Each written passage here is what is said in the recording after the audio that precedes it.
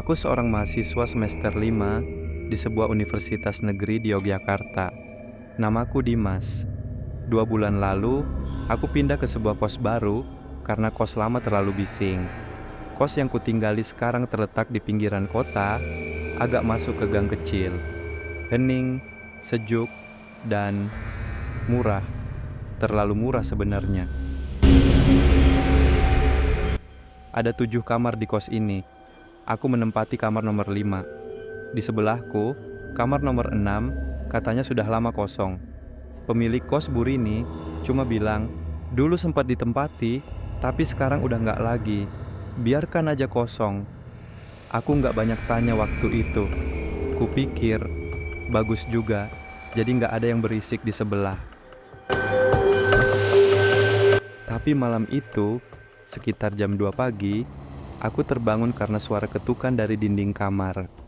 Pelan, tapi teratur. Tok, tok, tok. Kupikir mungkin tikus atau semacamnya. Tapi ketukan itu berhenti saat aku menoleh. Dan mulai lagi saat aku mencoba tidur, aku bangun dan menempelkan telinga ke dinding yang berbatasan dengan kamar 6. Diam. Tapi begitu aku kembali ke tempat tidur, tok, tok, tok. Aku keluar kamar dan berdiri di depan kamar 6. Kutempelkan telinga ke pintu kayu yang sudah lapuk. Sunyi. Tapi ada sesuatu yang bikin bulu kuduku meremang. Suara lirih seperti orang menangis pelan dari dalam. Paginya aku langsung tanya ke Bu Rini. Tapi dia hanya menjawab, "Ah, kamu halu kali mas. Udah jangan dipikirin. Kamar itu emang suka berisik sendiri. Angin kali." Aku nggak puas. Jadi, malam berikutnya, aku pasang HP-ku di dinding, mode rekam suara. Aku ingin tahu apa yang sebenarnya terjadi saat aku tidur.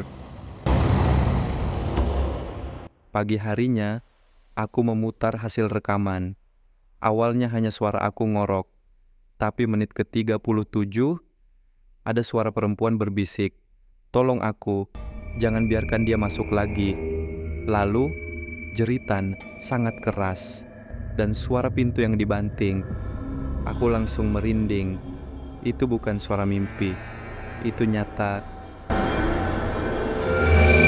Aku cari info soal kos ini.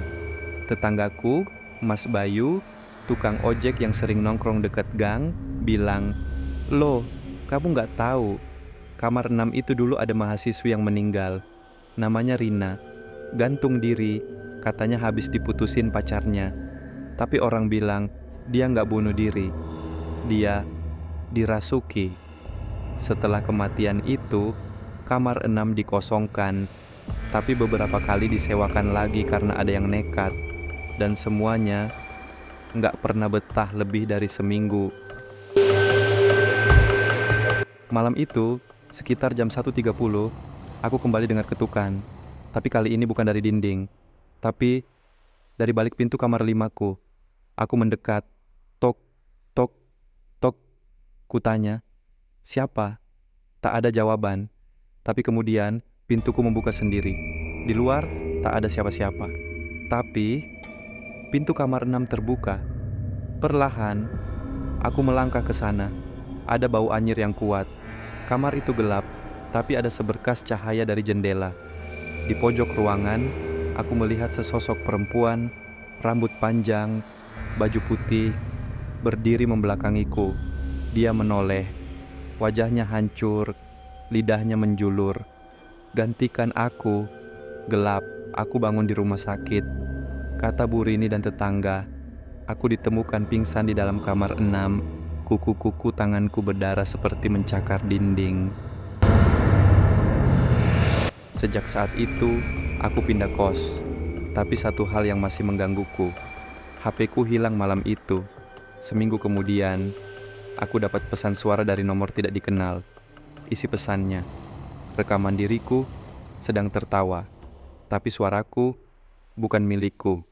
Dan di latar belakang, suara perempuan berkata, "Kau sudah masuk, sekarang giliranmu."